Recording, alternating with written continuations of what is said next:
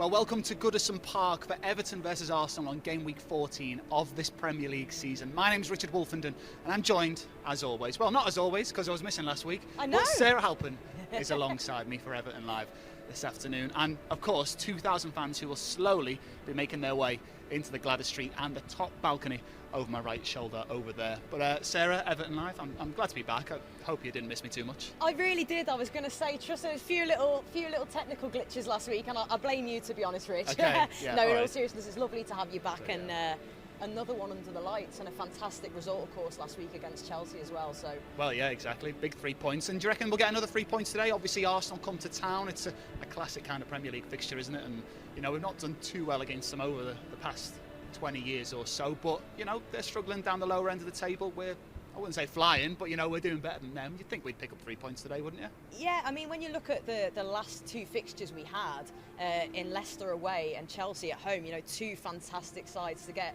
6 points out of 6 there and 2 clean sheets is fantastic.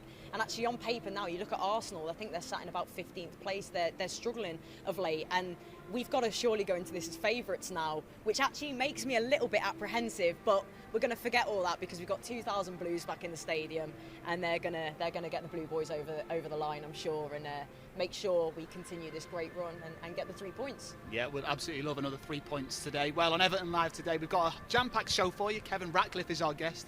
He'll be here very, very shortly, but you can see now what's coming up today. So when the players arrive, we'll have footage of the lads coming into the ground. We'll have team news before anybody else, an hour before kick-off, and then we'll have a little bit of a chat with Ben Godfrey, who caught up with some fans earlier in the week. And then Trevor Stephen had a chat with Carlo Ancelotti. Very jealous of Trevor for that little interview he got there.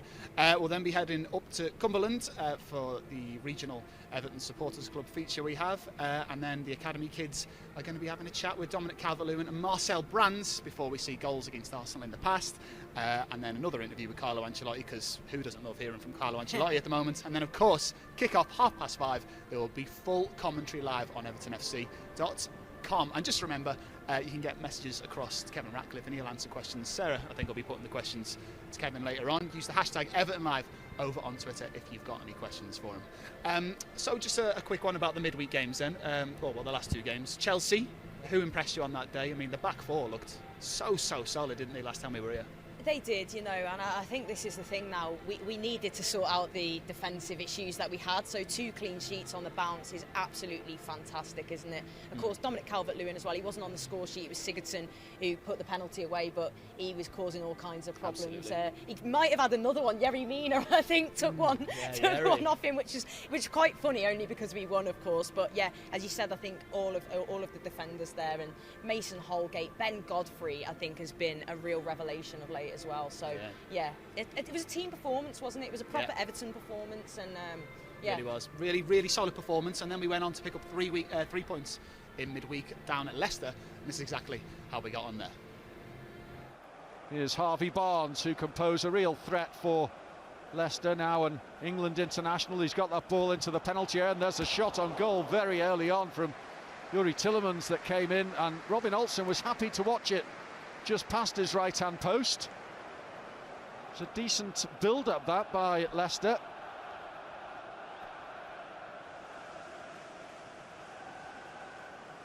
Now across for Richarlison. Plenty forward for Everton here. Richarlison goes for goal and scores, as he so often does against Leicester. Richarlison gets the better of Schmeichel, and Everton get the early lead at the King Power Stadium.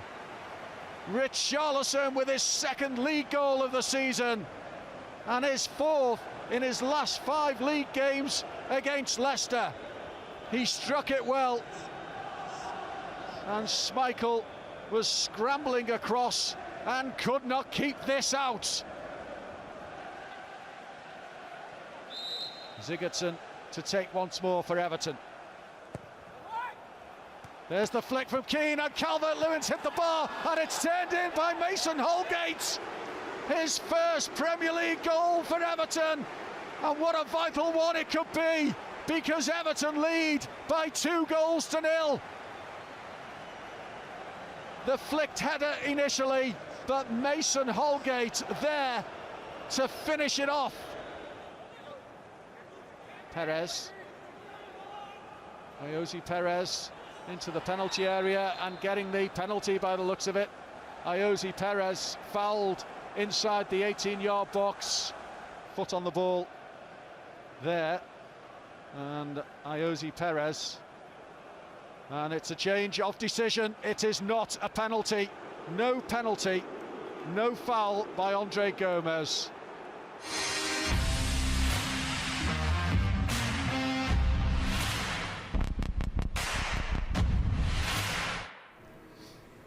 A big 3 points on the road for Everton down at the King Power Stadium in the week. Fingers crossed for another 3 points today. Well, I'm joined now by a very special guest, Mr. Kevin Ratcliffe.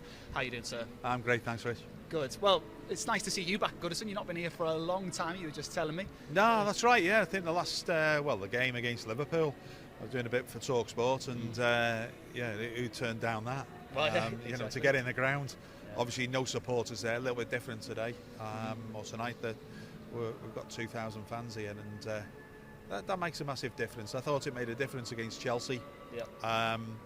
It's good to see. So there's a little bit of progress there. Yeah, so let's just talk about the Chelsea and the Leicester games then. Obviously, 2 back-to-back clean sheets against 2 sides who, probably looking to finish in the Champions League.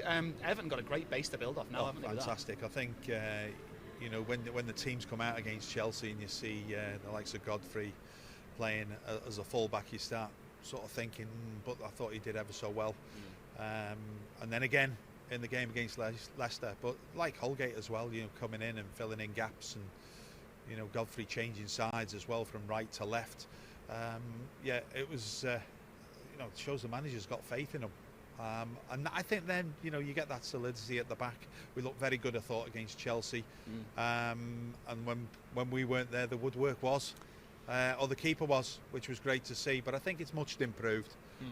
The performance as well. I think the tempo that we've been playing at in the last couple of games has been a lot better than what it has been in the games before that, when we went on that little bit of a poor run. Yeah. So you mentioned there, obviously, the defenders. It's essentially 4 centre backs starting across the back line at the moment, isn't it? Godfrey's played right back, centre back, left back since joining from Norwich in the summer. How impressed have you been by him? Yeah, I think he's gradually got better and better, and I think the last couple of games he's been excellent. And he's really impressed me, as in filling on the left-hand side. I must admit, right-footed as well. Surprised me. You're going to lose out that little bit of attackingness that we're used to down that left-hand side. When you've had Baines in the past and Digne, then you are going to miss that little bit of quality going forward. But as a defender, he's proven to be a solid defender. Plenty of pace to burn. I don't think it'll be long before he's playing in a centre-back role with another, which might be Holgate, might be Keane. Yeah, well, we saw on the other side as well, we had Mason Holgate playing as right back again. He can play anywhere across that back line. He got his first Premier League goal in midweek against Leicester. Surely that's going to fill him with even more confidence. He's been quite unlucky with injuries. So. Well, I'm looking forward to it today. I think Seamus is fit now for selection now, if he's going to start with him or not. And does he put Holgate into midfield? I'm not sure. Yeah. There's so many permutations that he can do now once you start getting players fit again. But that will be an interesting one. Also the keeper, what he's going to do with the keeper. But I've been impressed with Mason. That obviously after the injury, you're wondering how he's going to react when he does get back in. Is his fitness going to be up to scratch? But I think he's proved once again that he's got a talent. Yeah. So speaking of injuries, Alan went off injured in that Leicester game. He's one of a kind at the club. Are we going to miss him much today, do you think? I think so. I don't think you can actually replace him in that type of player. I think the energy that he brings to the side, his tenacity, the way that he gets in and around people. I mean, I've just been watching this game behind me, the Manchester City and Southampton, and Southampton have got the ball, and I'm thinking, well, they got it in midfield, and they're having a touch, then they're getting their head up, and I'm thinking, why isn't somebody closing them down? And that's what Alan does. He closes down, he gets in your face, and he makes people make mistakes. So as long as you've got other people working with him, you can pick things off. So yeah, we will miss him. So obviously Rodriguez has been out as well, injured, and it seems like the past 2 games anyway have been a proper turgid, solid affair. Do you think tonight will be pretty similar to that? Do you know what? Sometimes managers are lucky. Right. And I'm not too sure that if Rodriguez would have been fit, would he have started? Would we have got them results with him in the side? Because I thought it was a team performance, and you need everybody pulling in the right direction. And sometimes when you're defending, Rodriguez is not the man for you. Yeah. And I think in them 2 games that it was a blessing in one way. So, but in another way, would the manager have picked him if he was fit? I'm not quite sure. So, you know, there's no decision to make as a manager. Yeah. The decision who you play instead of him.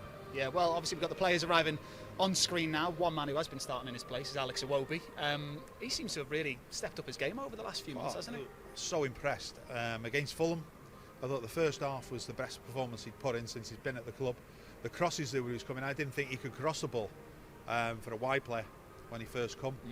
He showed in that game, in the games that he's played, that he can do that. I felt a little bit sorry for him because in the next game he went and played him left back on the left hand side, and I thought, you've just got the lad's confidence back and then you've taken something away from him. You know, he's been sacrificed in one way, but he's not let it get him to him, and I think in the last couple of games he's really sort of lifted the bar on his game, and he's set a standard that, you know, he's got to keep. And that we've always talked about being at Everton, that it's up to you about the standards. It's not the manager. It's you as a player. You come in, you set that standard, and that's what the supporters want. They want that standard time and time again, match after match. And well, the supporters are going to be here today, so we're going to hear some more voices, and hopefully that'll get them across the line. Just getting images of John Joe Kenny just popped up a moment ago on the screen there. Will he be frustrated that he's not getting a kick in the side at the moment? If he isn't, I'll be really disappointed. Right. Yeah. I think him and Anthony Gordon must be, you know, well, they should be chewing at the bit, but they should be knocking on the manager's door, especially up until the Chelsea game. That why weren't they getting an opportunity to maybe start a game and prove what they can do? So yeah, I should imagine he would be. He seems the type of guy that would be disappointed and frustrated, and wondering what he's got to do to maybe get a start. Yeah. So the back line, I think it was in the Burnley game, we started with 3 centre backs and the 2 wing backs, and then we reverted to a back 4. And since then, it's we've been better with the back 4. Do you reckon we'll continue with that again tonight? I think so.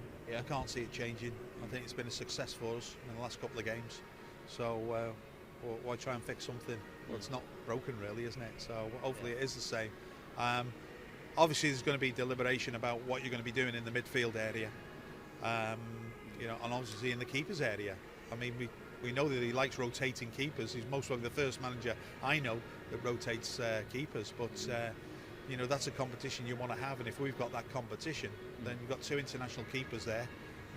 You know, that's great. Yeah, absolutely. I mean, as a former defender, is it just you want consistency? You want to have the same back 4 and the same goalkeeper behind you? Does that make you more reassured? Yeah, well, yeah, it does. It makes you more assured if you've got an understanding with the keeper, and then you're chopping and changing. It's how much that, you know, it's your distances really, you know, between the back 4 and the keeper. And it's the keeper that's got to make them decisions. You've then realised how far away he is from you or not. So all of a sudden, if somebody else comes in, we all know that Pickford's not a giant of a keeper. So Olsen is a little bit bigger. So it'll be interesting to see how they do cope with the changes, the back 4 themselves, with a keeper in a different keeper now and again in the sticks. Yeah. So against Leicester, Abdoulaye Doucouré got plaudits left, right and centre for his performance and just the energy that he brings. If you're Yerry Mina or Michael Keane and you've got Abdoulaye Doucouré covering every blade of grass, surely that just puts you at ease so much more, knowing that there's that much energy in the midfield. Yeah, that's it. But it's an important time. You know, the time in these games have not been great for players, are they? How can you do that time and time again with the short period of time you've got to recover? True. You know, the intensity of the games that they've just played as well. Are we going to get another performance out of the players? Doucouré as well in midfield. You know, the energy that they've used in the week, can they, you know, revitalise that again today or tonight? And I'm hoping so, because we're playing against an Arsenal side that's most probably in the worst position they've ever been in maybe 20 years, 22, 20, 30 years, whatever. And you've got to strike while the iron's hot. You know, we've got to take full advantage of this, because they're low on confidence, because they are in a false position.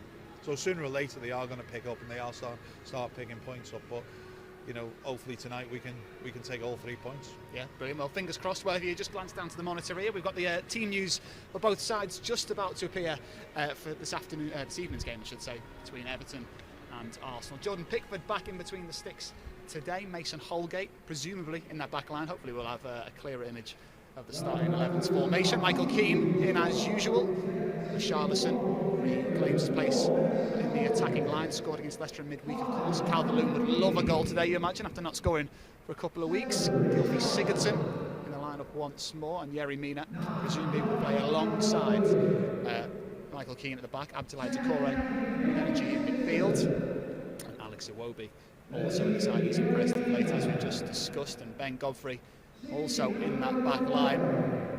Tom Davis comes in today. Not too many appearances for Tom Davis this season, and you can see there's 9 substitutes named today, as of the changes the Premier League made not too long ago. But there you can see Seamus Coleman back on the bench. No place for Gomez on the bench today, and of course Allen is out injured. So not as many midfield options available. But is there, Kevin, any surprises for you there in that lineup? No, I don't think there's any surprises. You know, it's what he's gone with. I mean, obviously we didn't know who was going to be starting in midfield, but it looks like Tom's going to be starting in there, so he brings a little bit of energy. He'll be disappointed that I isn't getting more starts as well. So this is an opportunity for him. You know, somebody gets injured, somebody comes in. You know, you start to make your mark. So it'll be interesting to see how he does this evening. But yeah, I don't think it's any surprises there for me anyway. Yeah, brings a lot of energy, doesn't he, to the side. So I'm just having a look at the Arsenal team here. There's no Pierre-Emerick Aubameyang for Arsenal. He's the captain. He's the man who's on the big money. That's just the bench that's popped up in front of us there, so he's not even in the squad. Surely that's got to be good news for Everton if Aubameyang's missing. Well, he's got 4 and 4 against Everton. You know, well, the thing is, that's what he is. He's a goal scorer, isn't he? And you can never switch off with him. So, and he's got pace. What everybody wants is pace, and I think you've noticed that. That's one of the differences that we've actually added to the side with the 2 lads playing right back and left back. They add pace to the side. Yeah, definitely. You know, especially when you're defending, it's so important when teams look to counter-attack. And when you're playing against an Arsenal side as well, so vitally important. We've seen it in the week, you know, with the likes of Vardy. When they've got pace and they're isolated on their own, you can't switch off. If you are, then all of a sudden there's a chance up here and you take it. So it's...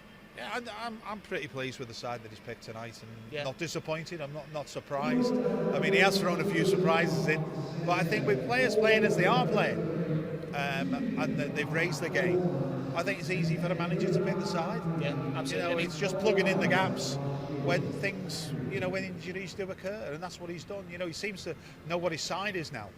Yeah. I'm not too sure if he knew what his side was before. No, I mean, at the start of the season, the midfield 3 was Allen, Doucouré, Gomez. Obviously, Allen's unavailable today. Gomez misses out once more. Davis, Doucouré, Sigurdsson. Are they the exact same players? They're not really on. They're not all paper. The same players, are they? You know, no. I mean, Gylfi Sigurdsson's picked up in the last few games. I must admit, I think he's been excellent. He's looking as if he's getting back to what he was maybe a few years ago. A goal or 2 would be a little bit of a help from him. You know, outside the box or something. Yeah, absolutely. Because that's where his quality is. His work rate's always been good. I don't think he's the quickest of players. It's how they gel, how they play. Where does Doucouré play? Does he sit? Does he sit more now? And then it's, you know, Tom playing off him, and obviously Gylfi as well.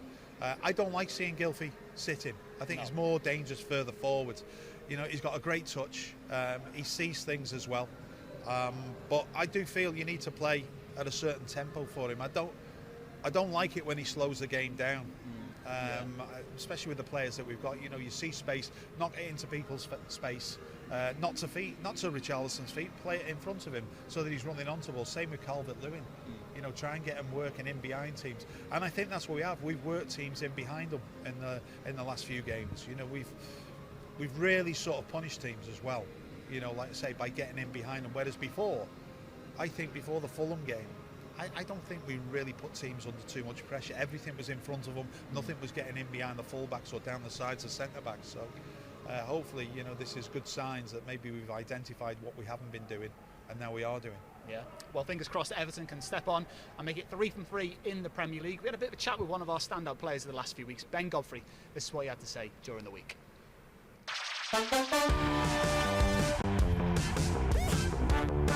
I'm Richard, I live in London, got 2 kids, both Everton fans as well, try to get up to Goodison whenever we can. I'm obviously looking forward to coming back at some point. I'm Hannah, I'm 23 years old and I'm Norwegian. I currently live in Liverpool, I'm studying here. Henry, I'm from the US and I've been supporting Everton for around 10 years now.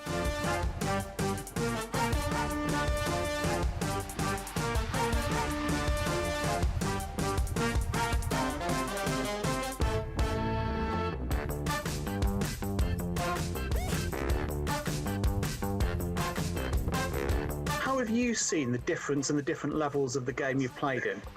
Yeah, firstly I'd like to say nice to meet you all.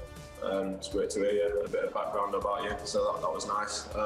But yeah, in terms of my career and the stepping stones and the different levels, as you say, like particularly moving from York to Norwich, League Two to Norwich to the Premier League club at the time, that was a massive jump. To Everton isn't as big of a jump, but you've still got world-class players here, which you do sort of see bits of magic from the likes of from James or anyone who where you do think wow, you've never seen that before. Who's the most toughest player you've ever faced? When I played against Dom at our place for Norwich after the lockdown, I think Michael scored. But that day, Dom did not stop running for 90 minutes, and it was the most annoying day of my life because he worked so hard. But I would actually say, for me personally, that was probably my hardest day in Premier League when I played against him, because he just doesn't stop running. He can jump, he can run, he can finish. Yeah, but we like hearing that. Yeah, it's not nice for a defender when you've got Dom chasing you around, so it's I understand what they go through.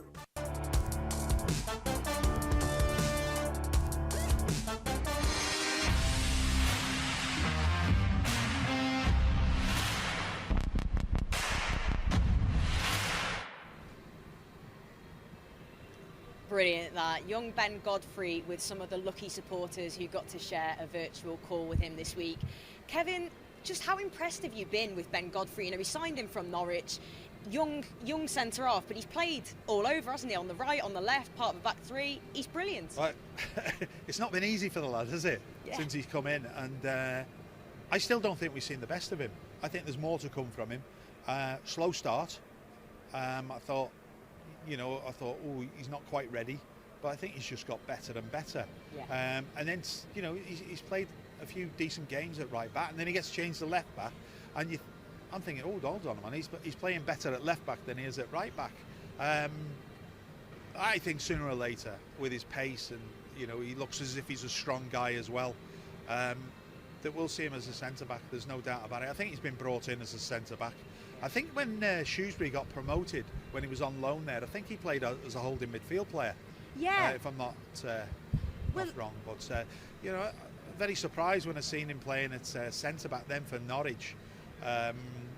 That he was a centre back and not a midfield player, so he's got that versatility in him. So that's good. It's always good to have in your side. It is, and that's what you want from Everton players as well, isn't it? No complaints. He'll put that jersey on and play wherever it is that the gaffer asked him to. And of course, young Mason Holgate as well. The pair of them, if they are to be our centre halves for years to come, we've got them both on your big, long-term deals. What a pairing those two could be. Oh, they can be. The potential's there. We've seen that. It's got to materialise now, hasn't it?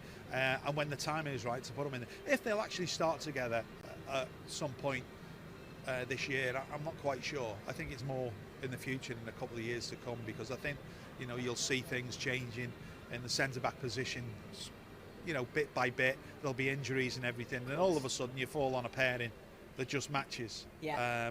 And that's the way it works, because we really don't know what our best two centre-backs are yet, do we? No, at the moment, we say Keane, wouldn't we? He's been fantastic. And I would have said last year, we would have said Mason Holgate was the main number 5. Yeah. Who's going to play alongside him, and the fight was for that. This year, I think Keane's made that position his own, and it's who we play alongside him. Definitely. Well, we've got some very, very tough competition and some excellent teammates in there. And speaking of teammates, we have got a former teammate of yours here, Kevin. Trevor Stephen interviewing Mr. Carlo Ancelotti. Here's what they had to say. And I suppose you've watched that film and seen what is possible, with the football club when it starts to win. And for you to start winning a trophy would be the first, I would imagine, the first ambition. Of course, I saw the movie. It is a really emotional movie, nice movie, and of course our target is to win trophy as soon as possible and to give the happiness to our supporter, the same happiness that they can touch. They can touch in that period. That was a fantastic period. It was 80s. I think we played in 84. Mid-80s, yeah. Mid-80s for 3 or 4 years. Yeah. The film has been very close to the hearts of the guys who played at that era, because it's brought us all back together, because it's more than 30 years ago since we were playing. We're having a bit of a reach out for people to download Everton Howard's Way leading up to Christmas. So the proceeds are all going to go to the building of the People's Place, which is another passionate project driven by Everton and the community. So we're looking to get all the Evertonians out there and football fans in general to download this from Virgin, iTunes, Sky Store, Amazon, wherever you can get it. And the proceeds will go to providing this great project and the People's Place, which is there to help people who have depression, who have lost their jobs, who are having tough times, and to avoid isolation amongst the community, not just of Everton fans, but of people within the city. We are all involved in this project. That is a fantastic project, and that it is not only for Evertonians. Absolutely. Of course, Evertonians. To watch this film, it will be a fantastic gift for Christmas, I think so, and maybe for everyone. So it gives us hope. Yeah, absolutely. That the same times can be back soon. Yeah, it's brilliant. Well, thanks, Carlo. Thank you so much. It was a pleasure. Thank you so much for giving me your time today and for backing the People's Place and Everton in the community. Very kind of you to do so. Thank you very much. Really appreciate it. Thank you.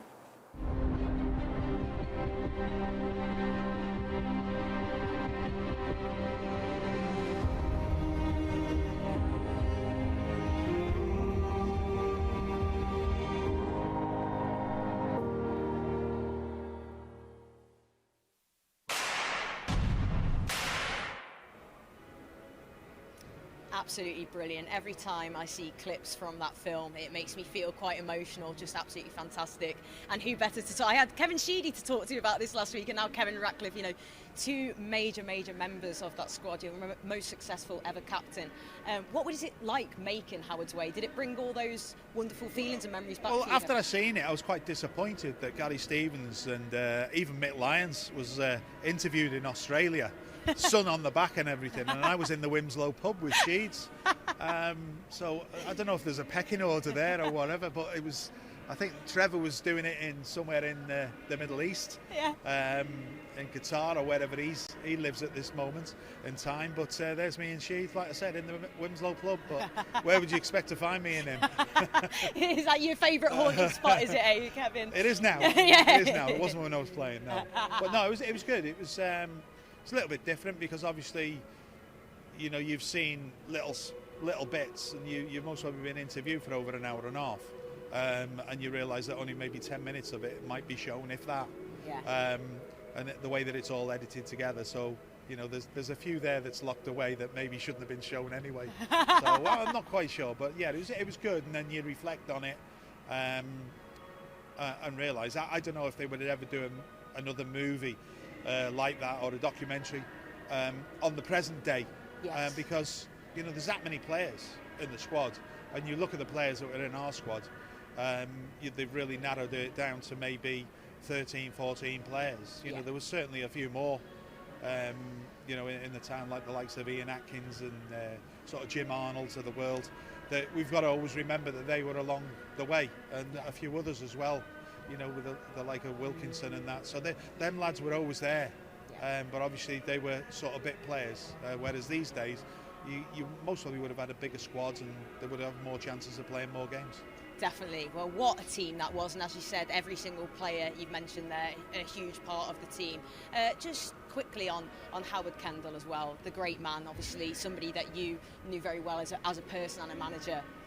You know, he's very well missed. What was he like as a person? Yeah, well, as a person, you don't really get to know him as a person until you actually finish playing and then come back to the club and actually have dinners and get to meet him. So you get to know him more as a person there. But as a manager, you know, very sort of forward-thinking.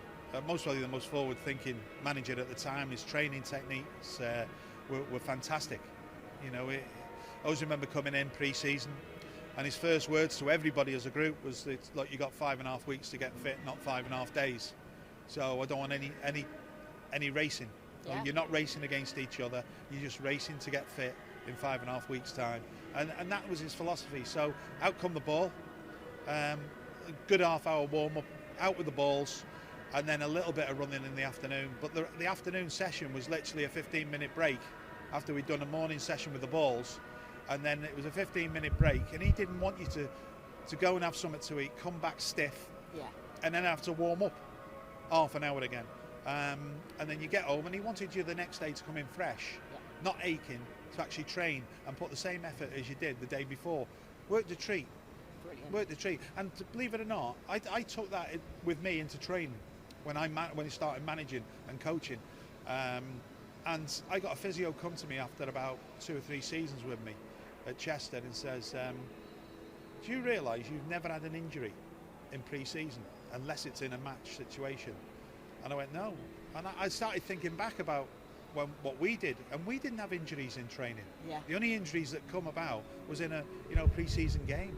Gosh, and that must have been all but that was all down to Howard and his philosophy on how to train. Brilliant. And how to get fit. Well, what a great man, and you can see that there are supporters in the stand that is named after him behind us here. And we have got for you again this week, as ever, our supporters club of the match, and this week it's all the way from Cumberland. It's the Cumberland Blues. Check them out.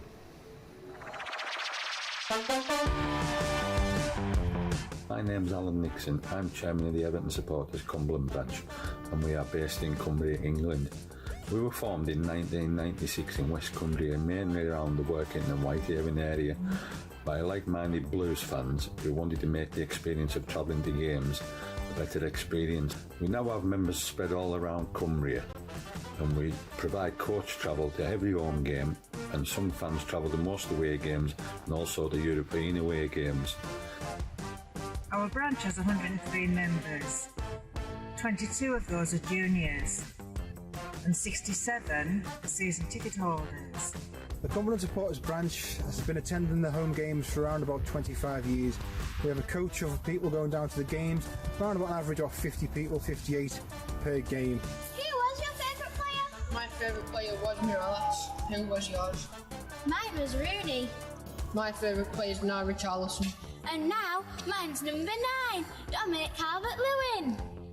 Our supporters club has organised evenings for the supporters with visitors from Howard Kendall, Neville Southall and Peter Reid. We've also attended the annual Supporters Club's Presentation Awards each year, and have entered the team into the Everton in the Community annual football tournament, which is held at Goodison Park. You can reach us on Facebook via Everton Supporters Club Cumberland Branch, or via Twitter Cumberland Blues @Cumberland EFC.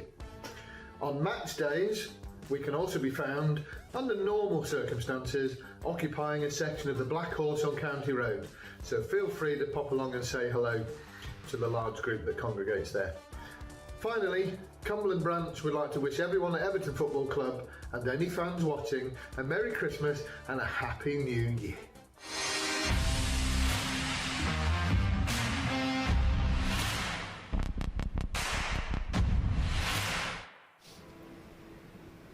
Fantastic stuff. I really love that feature every match game with the supporters club of the match.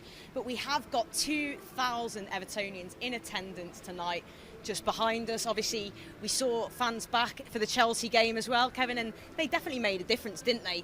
What's it like playing in front of those fans? I know there's less than we want, but it's a start. I played in front of 9,000 here in a League Cup game, and it wasn't great, put it that way, because things weren't going quite well. Yeah. And you know, the thing is that when you've got that little amount in the ground, that when you do get booed, you can actually see the people that are booing you. There's no hiding. Hear them. No, there's no hiding. 2,000, you know, I've never really experienced it. I've never experienced playing without any. So to add 2,000 here must be a bonus for the players. I've been at games commentating and everything, and the one thing that I've noticed for a home side is that if they're a goal behind and with 10 minutes to go, they've got no crowd to get behind them, to get them over that line, maybe to get the point, or even to get 3 points. Yeah. So that's why I think you've seen a lot of away wins Because there's not that advantage, is there? You know, no, there isn't. But we have got an advantage in having the Evertonians here today, and hopefully somebody who'll be looking to get them off their seats and cheering like mad will be Dominic CalvertLewin. Let's see how he got on with our academy. Him and Marcel Brands got a bit of a grilling. Check it out. Brilliant stuff.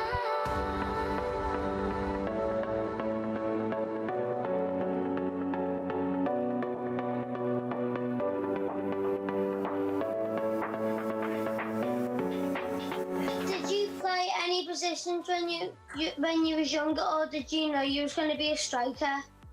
Well, I was a midfielder. When I'm a bit younger and you play 7v7, 8v8, I was in the middle of the pitch just running round really. And then as I got a little bit older, towards when I was 15, 16, I started to play centre back, centre midfield, up front. I kind of played everywhere really, trying to find my best position. And then when I was about 17, my coach decided to put me as a striker. Who's got the best car in Everton? I think Dominic and Jordan have the best cars. You have a good taste. Yeah. I think Carlo's got the best car. Rightly so. Who was the first person you told when you found out you were going to play for England? So I got a text message from Gareth Southgate saying that I was going to be getting called up for England. So the first thing I did was call my mum, and she cried on the phone to me, and then I think my dad held it together when I rang him, and then he probably cried after. So yeah, it was a good one. What made you come up with the lawnmower celebration? So I actually did an interview on Soccer AM with Tubes. He asked me if I had any dance moves, and for some strange reason, that dance move popped into my head. I think I was probably about 11 or 12, and one of the lads at football did it in the changing room, and I just never forgot it. And for some reason, it sprung to my head then, and I did it, and it kind of went from there.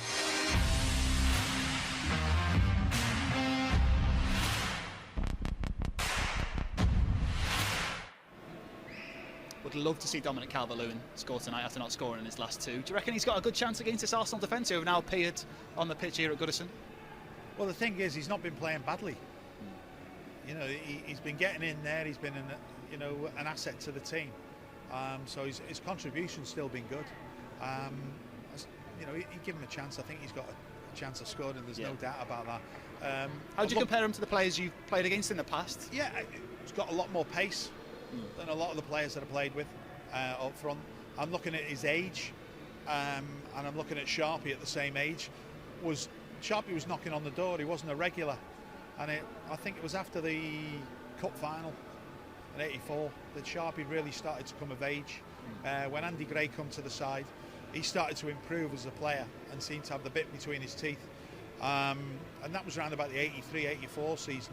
So 23, 24, Sharpie started coming of age, and I think, you know, you're looking at Dominic, that he's the same. He's 23, coming 24. I think the amount of first touch goals that he's actually getting is, I can't believe that how much he's improved, because I always thought that we needed a striker. I still think we need another striker, but I thought we needed another striker instead of CalvertLewin. Now I'm thinking we need another striker to give him that breather when he needs to have that breather. Because sooner or later, you know, I think he will get rested by the manager. But he's been absolutely tremendous. I think his positional sense in the box has been a lot better this season as well, and I think that's contributed to the goals that he's got. And is that purely because of Ancelotti's management technique, do you think? Well, is it Ancelotti or is it Duncan? I'm not quite sure. I'm not sort of up to date on what sort of training they do, but I'm sure it's a little bit of both. And the experience of Ancelotti, he's had some great strikers. If you think of the clubs that he's managed, and you know, you talk about other strikers and see what he sees in Dominic or what strikers he's had before, and I see a little bit of Sharpie in him, I must admit, but he's got that little bit of added pace. You know, he's no Andy Gray. Andy Gray was a different type of player altogether. You know, and Andy's a one-off type of player, you know, which most probably the physicality of him in these days might not work as much as what it did back in the 80s. Yeah, well, fingers crossed that Calvert-Lewin can get himself back on the score sheet today. He was actually having a chat to our staff here just before kick-off. Dominic, your 150th game for Everton today. Has it all gone quickly, and can you remember the first game? Yeah, I didn't realise it was my 150th today. I still remember the first like it was yesterday, and yeah, it has flown by, and I've thoroughly enjoyed it and grown quite a lot since I first joined the club. Are you a different striker now to the one that came here 4 years ago? Absolutely, yeah. I think naturally, the age that I joined and the age that I am now, it's natural that I've grown and matured into a better player and learned from my experiences and games that I've played. But 100%, yeah, I'm a much more rounded centre forward now than I was when I first came. Carlo Ancelotti's 1 year anniversary. How do you go about making it 3 wins on the trot today? I think we have to do more of the same, you know, be disciplined in our performance and show a good team spirit and make sure we defend well, but also bring a little bit more quality on the ball as well, because we've got a lot of ability in the squad, so it's important that we showcase that as well as defending well.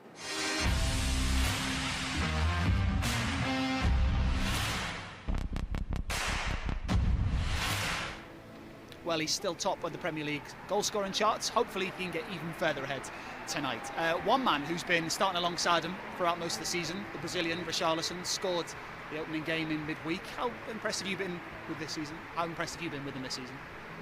Yeah, I think last season was a big season for him, and this season he's come into it, and he does make a difference to the side. I just wish that he'd showed that he's enjoying it a little bit more. He just seems the most unhappiest person in the world. And especially if things aren't going his way and he's not getting the decisions going his way. He a frown, doesn't he? Yeah, I've never seen a more unhappier player than him. Moody, you know, I think the is Alan Harper, who was nicknamed Bertie anyway from Albert Tatlock from the Coronation Street, for anybody that can remember that. But no, he's certainly an asset, and we seem a better team when he's actually in the side. He's got a great talent. I mean, he's a regular now for Brazil as well, but I think he plays more up front for Brazil. But in our formation, I think it suits him playing on the left. Yeah. Iobi at the moment, Iobi on the right, and then obviously Dominic up front. We saw he had a bit of a huff after Sigurdsson took the penalty against Chelsea. That's something you like to see if you're the manager, don't you? When there's a bit of an argument going on.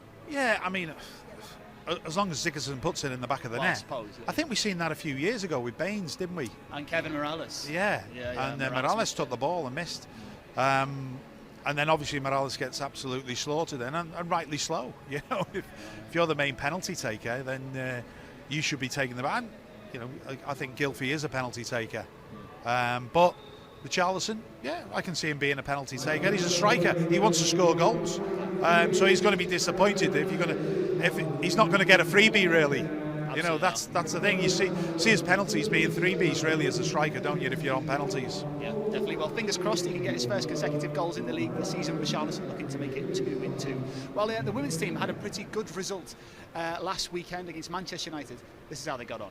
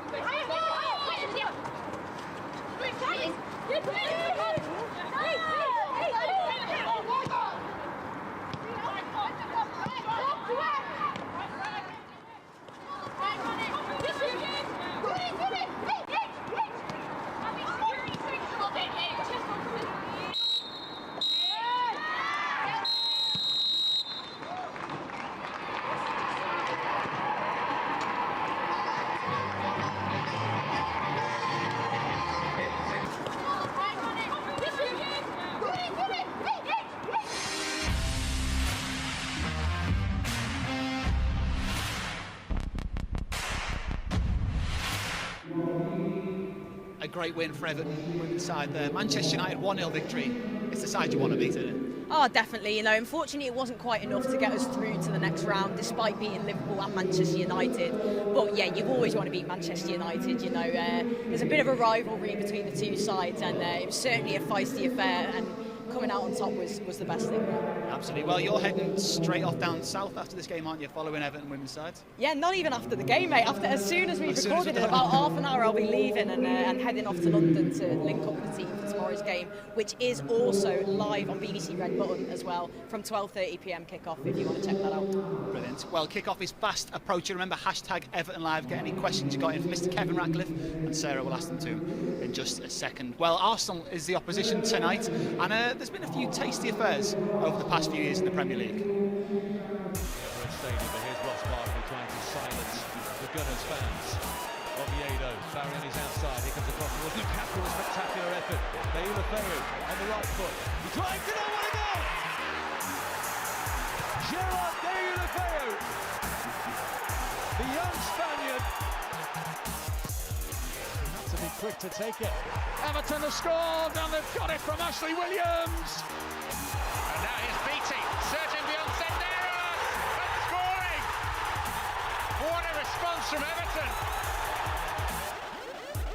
Up to Campbell. Kedamatari! Pienaar's made a cracking run through the middle. He's onside. He's got half the field to himself. Stephen Pienaar! He's done it! 2-1 to Everton with 10 minutes to go. Lukaku, Naismith, 2-0! Knife through butter! Fabulous start to his season. Oh, it's a good little flick on. It's Johnson, who has surely won the points for Everton. Their leading scorer has timed it perfectly into stoppage time. Wayne Rooney to strike. Oh, it had to be! You just knew it! Another long one from Lucas Dean. Flipped on and a chance here for Everton, and Jagielka's put it in. Would you believe that? Phil Jagielka, who was not scheduled to start this game, puts it in the back of the nets.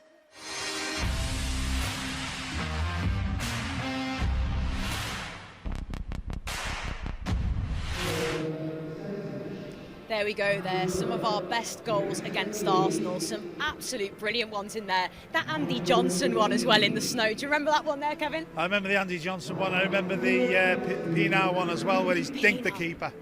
I mean, the conditions were atrocious as well. Yeah. But yeah, we've had some great games against them in the past, haven't we? We really have, and you know, the one Phil Jagielka as well, of course, scoring in the 1-0. It was one of his final games for Everton as well. It's brilliant, that, isn't it? Yeah, yeah. Well, I mean, the reaction to that one, really, isn't it? It's just that the ball's gone over his head. It's quite easy that you switch off, but you know, he's turned, ball's dropped at his feet, and he's there to tap it in. Yeah, and that's what you want, isn't it? You know, tap-ins, screamers, oh, yeah. They all count, all goals for Everton. You can see the players warming up there on screen now as well. We just heard a rapturous reception from the fans behind us. Alex Iwobi was just on screen then. He's done ever so well, hasn't he? And against his former club today, against Arsenal, do you fancy him to? Well, he's raised his game in the last, what, I'd say 3 or 4 games. I think his performances have really improved. And, you know, I don't think it wasn't for the lack of not trying. Yes. You know, that's what you can actually say about it. He was trying, things weren't actually working for him, but he's persevered. Then all of a sudden he gets thrown in as a wing back, I think it was against Fulham. Yes. And the crosses and the runs that he was making, I'm thinking, we must have his brother. You know, that's not him. It's not what we've been seeing. It's a different type of Iwobi. Yeah. And look, he's much improved, and you know, just amazing what confidence can do for you. It's as if you've got a different player. It is, and you know, you mentioned confidence there as well, and you rightly say sometimes it doesn't happen for players, and it's not for lack of trying, it's not for them not putting the I think what the manager effort in. sees is there's a work rate there. Yes. But you know, it's just not happening for him, and he's persevered with him.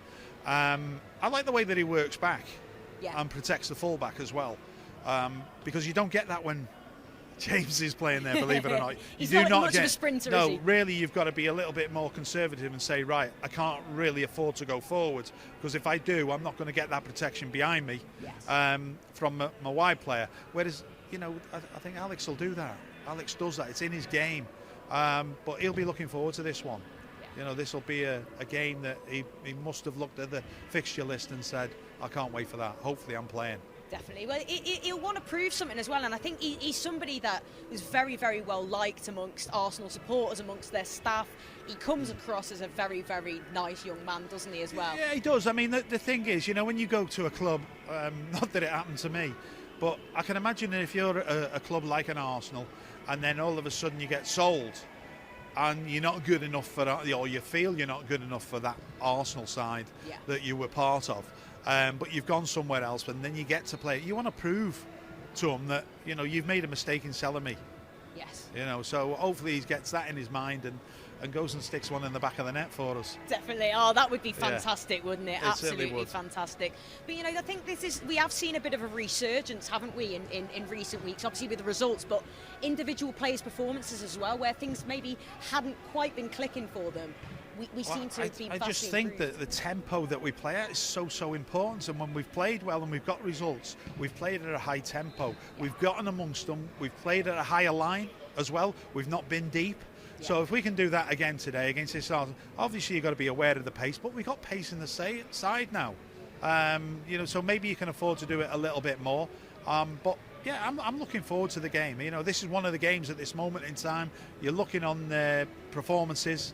That our game, you know, we're on top of our game at the moment. Yeah, you know, the results we've got against two top six sides. This is, well, supposedly should have been a top six side, but they're not at the moment. But like I said, I think they're in a false position. So while they're playing badly and they've got the confidence low, then maybe we can capitalise. We've got to, haven't we? This is what you've got to do when teams are on the ropes. Definitely. You've got to pounce and you know, to make. And when you think that you looked at the fixtures beforehand, and we had all these teams coming up, and you're thinking it's not going to be a good December for us. We're going, December. We're not looking. You know, we're always pessimistic about it, aren't we? And not looking forward to some games. But you know, we've proved that. You know, we raise our games against the better sides. Why can't we do it against the lesser sides? So, yeah, hopefully this one will be, you know, 3 points.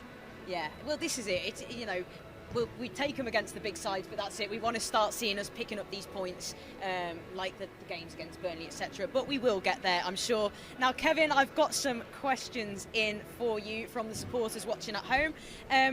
Heather wants to know, best away ground you've played at? Wembley. Yeah, that'll do. Yeah, Wembley. That is an away ground. Yeah. I don't think you could beat it. The old Wembley was fantastic. I was lucky enough to play there about 13, 14 times as a non-Englishman. Yeah, that's a lot of games. Yeah. You know, we did play I think I played 2 home internationals there. I played a schoolboy game there. You know, numerous cup finals, and yeah, it's a great away ground to be associated with. I love that, and nothing greater for a Welshman going to Wembley and doing well, absolutely.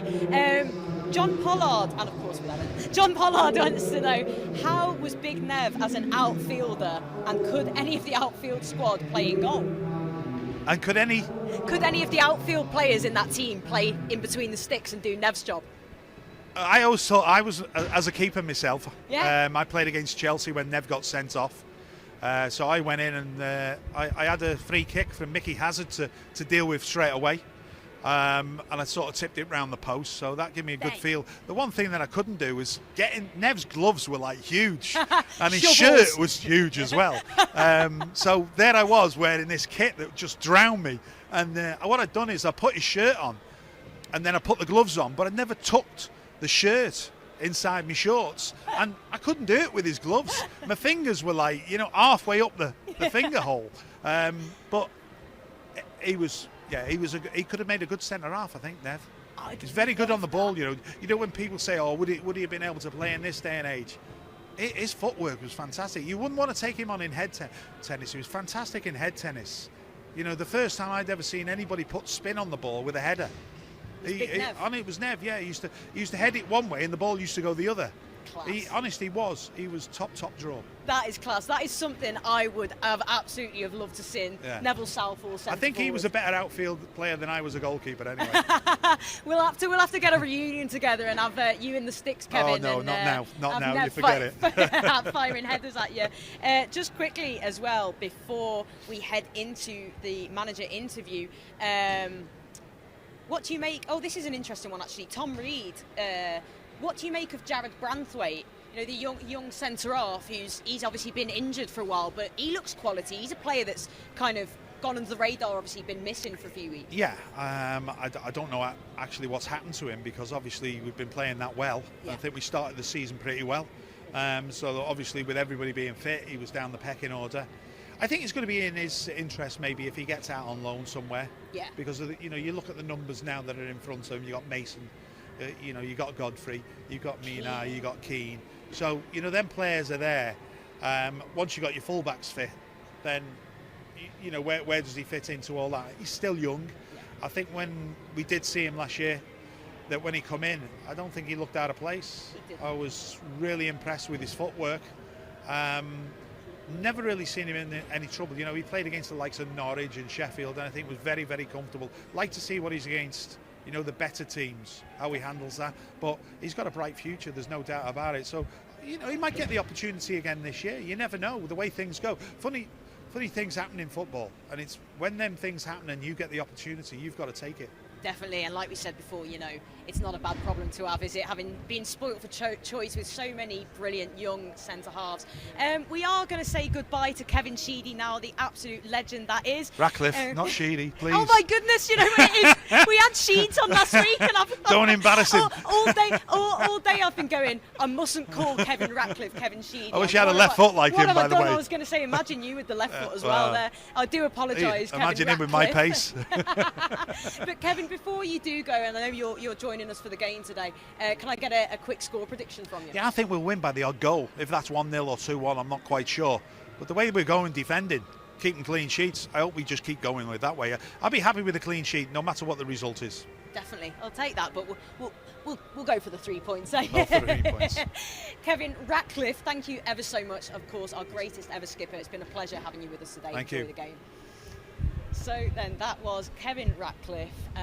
What a guest there we have had, and yeah, we have kick-off coming up for you just around the corner now. We have got the players in the background, but before that, we've got a manager interview. Of course, Carlo Ancelotti is just around the corner from his 1-year anniversary with the club. No doubt he'll be looking to make it a win today. Carlo, congratulations, 1 year in charge. Are you roughly happy with the way Everton are at the moment? Yeah, we are where we want to be, honestly. I think we started really well this season. We were a little bit down, now we are better. So the position on the table is good, but every game is a good test for us, an important test. We want to do as best as we can. We knew Alan was out today, but no Andre Gomez as well. Why is that? He had a little problem yesterday in training. He was not comfortable to play. And so for the fact that we have a lot of games, I don't want to take a risk for one game, I think, but I think he will be able for the game against United on Wednesday. Tom Davies comes in, but who will play the Allen role, if you like? Tom Davies will play there. It's useful to play as a midfielder. He didn't play a lot, but he was always focused, always good in training. I have total confidence. Jordan Pickford back in the team. You explain why you've done it. What benefit will there be for Jordan to have rested in midweek? No, I think it can be that I want to take out a little bit the pressure on him. He did really well in the last game that he played, really well. So it is a normal rotation. We have a lot of games now in this period, and why not? Olsen can play some games. Mikel Arteta obviously needs a win today for Arsenal, a big result. I mean, how do you go about beating them today? Everyone needs a win. So we have a difficult job. And so we try all the time to win games. This is our job. Unfortunately, sometimes it cannot happen but it's important to be focused on your job.